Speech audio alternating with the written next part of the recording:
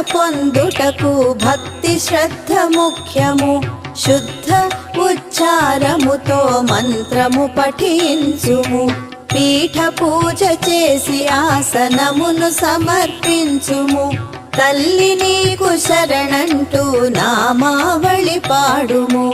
రాజేశ్వరి దేవిని భక్తితో స్మరించుము. రాహుకాల పూజ చేసి శుభ ఫలములు పొందుము.